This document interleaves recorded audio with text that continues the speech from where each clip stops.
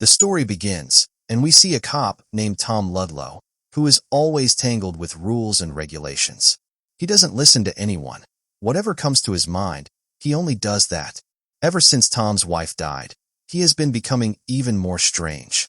No one wants to mess with him. Even the local gangsters are afraid of him. The police officers know how dangerous Tom is, but the department is also well aware of how brilliant an officer he is.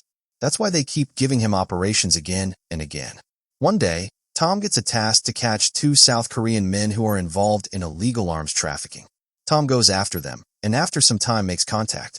He tells them that he wants to buy some weapons and gives them details about the weapons. He reaches them, but as soon as they see the weapons, they get angry because the weapons are not at all what they had expected. Then an argument starts between them. In this, Tom mocks their eyes and also makes fun of them being Korean. Hearing these things, both of them get furious and beat Tom very badly. They beat him up and leave from there in their car. Then we find out that Tom had done all this intentionally so that they would beat him, and he could tell the department that they attacked him first. So Tom regains control of himself. As soon as he recovers, he goes to those 2 gangsters' house and, upon entering, kills both of them. He knows that other police officers will come there, so he starts setting up the scene. He puts guns in their hands and fires them so that it looks like they shot at him first. After doing all this, Tom takes a sigh of relief. He notices alcohol there and starts drinking. But before leaving, he wants to search the entire place. While searching the house, he finds 2 South Korean girls who had been held captive there. He frees both of them. Now Tom's senior, whose name is Captain Jack, arrives here. Tom's other colleagues have also arrived. After coming here, they tell Tom that wherever he goes, he creates destruction, and this job could have been done without killing those people. They say they know that Tom must have killed them intentionally. Hearing this, Tom gets angry and starts abusing his colleagues. Just then Captain Jack arrives and tells everyone to stay calm. In front of everyone, he starts praising Tom, saying how good a job he has done and that he alone took down both of them. After saying this, he goes to Tom and smells alcohol on him. He tells Tom that he should get himself treated soon, otherwise his problems will increase. He asks Tom to leave quickly because legal authorities will arrive soon, and if they see him intoxicated, it could create trouble for him. Hearing this, Tom leaves from there. Outside, Jack starts talking to the media. Meanwhile, we see another cop named Washington. He comes, and Jack says that he knows what must have happened inside. Washington and Tom used to be friends, but because of Tom's behavior, their friendship broke. Washington tells Tom that he should not have killed those people. He could have arrested them. If any action is taken on this case, he will himself testify against Tom in court. But Tom doesn't think much about his words and leaves from there, going to the hospital so that the media does not follow him. At the hospital, he meets Captain James. James tells Tom that he is keeping an eye on police officers who are corrupt and working for enemies despite being in the department. He says he sees a lot of potential in Tom and that they could work together someday and make good partners. After saying this, he gives Tom his card and leaves. Then we see a nurse there whose name is Grace. She comes to Tom and hugs him, and we find out that Grace is Tom's girlfriend. The 2 start making out there. The next day, an inquiry is set up against Tom where he is questioned about what happened that day and why he killed those 2 men. Tom answers very carefully, and all his answers are so convincing that after some time, the inquiry officers get impressed by him, and no further action is taken against him. Then Tom leaves from there. Jack has recently been promoted, so he is hosting a party. Everyone is sitting there, and Tom also comes and sits there. He says that James had come to meet him at the hospital. He is keeping an eye on all the corrupt police officers and believes that there are some bad people even within their department. So they should keep an eye on everyone to make sure no one is leaking their conversations. At this, the people sitting there say that everyone suspects Washington, and soon he might be thrown out of the force. Hearing this, Tom starts thinking deeply. He gets up to leave, but others stop him. However, Tom wants to talk to Washington somehow. He waits, and the next day follows Washington. Washington goes somewhere, and Tom follows him to talk. At that moment, Tom notices 2 robbers who are about to rob a place. Seeing this, Tom becomes alert. He pulls out his gun and goes to Washington to warn him that 2 robbers are about to enter. But Washington thinks that Tom is going to attack him, so he attacks Tom instead. Both of them start fighting. After some time, the robbers enter and start firing. Seeing this, Both Tom and Washington separate, but the robbers keep shooting. They know there are two people inside. Tom tries to shoot them, but the bullet accidentally hits Washington in the shoulder. Then both robbers come near Washington and him, and the robbers escape after riddling the place with bullets. Tom rushes to Washington, but he sees that Washington has already been killed. By that time, all the police officers arrive at the scene, and Jack also arrives. As soon as he enters, he first checks the CCTV footage. He realizes that Tom had followed Washington, and there was a fight between the two. At that moment, the robbers enter and accidentally get caught in the crossfire.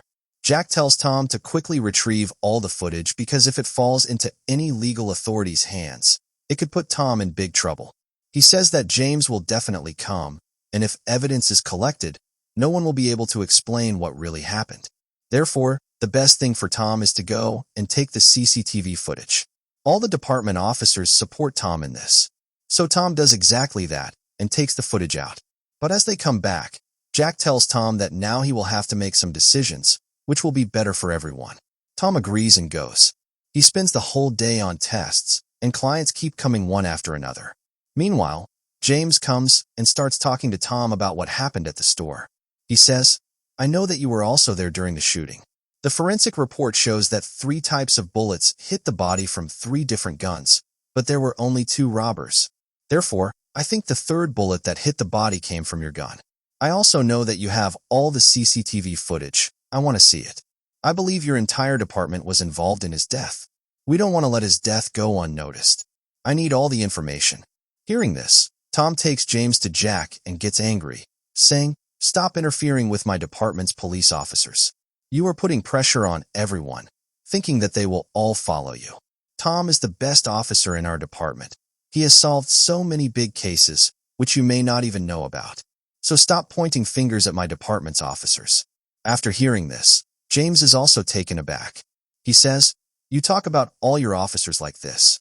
You have kept everyone together, and because of this, you got promoted. You protect them, and in return, they promote you. That's why you became a commander. This is your street sense." After saying this, James leaves. The next day, we see Washington's memorial. The entire department is present to pay tribute.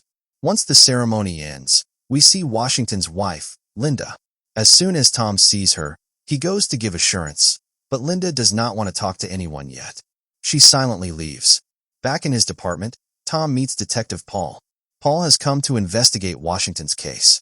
He says, "I talked to Jack. He wants me to keep you along for this investigation, but I don't want you to be involved because you are also from this department and your name could come up. I need to be completely neutral to gather all the information." Tom says, "Whatever information you need, I will help you get it. If my name comes up, then you can handle it accordingly." Hearing this, the two start working together. Gradually, they uncover many names and find out about all the corrupt people. Paul keeps investigating everyone in the department. They talk to their colleagues to find out what is happening within the department. At night, Paul reaches Jack's house and discusses what happened during the day. Jack also shares his thoughts, expressing regret that Washington was killed. He says, "Why do you feel regret? Your friendship had broken a long time ago." Paul replies, "Still, he was my friend."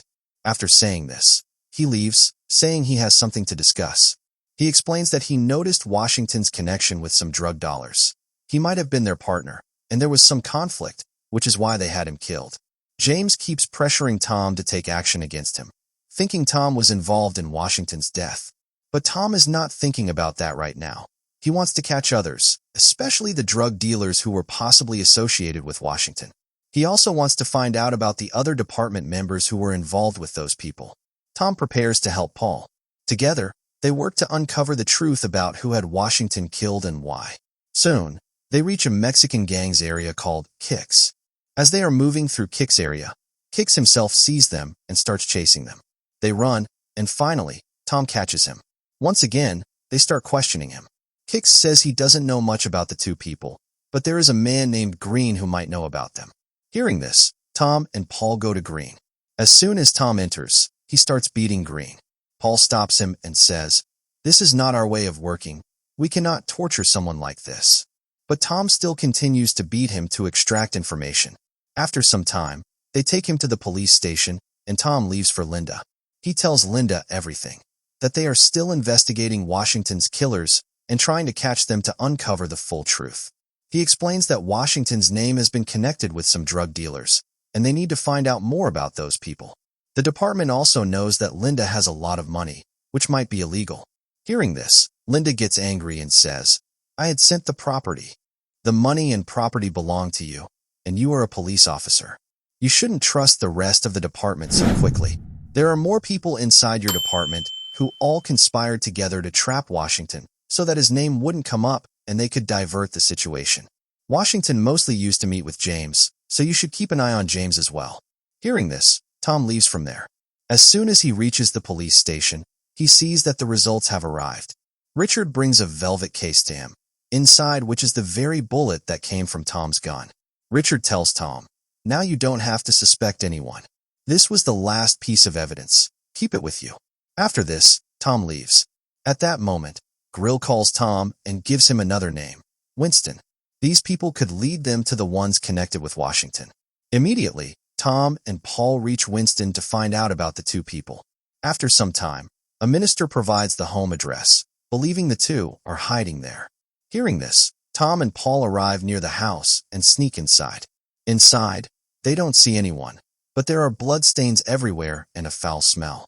They realize someone must have come here earlier and had a shootout. As they move outside to search, they notice a mattress.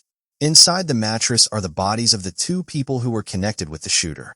Seeing this, Paul becomes stunned. He believes that everything they had learned until now ends here because the two people who could have told them about Washington are dead, meaning someone else is behind it, whose identity they have not yet discovered. That person is systematically destroying all evidence. After seeing this, Tom goes again to Winston and tells him they need to find out about the others who were living with these two. They immediately go to work. After some time, Paul informs Tom about two more gangsters, whose details were given by Hamster. They realize Hamster will be arriving soon. But before that, Paul reaches Linda to apologize for having suspected her husband. He believes Washington was framed and that the real killer is someone else. He tells Linda, "I will definitely avenge your husband's death."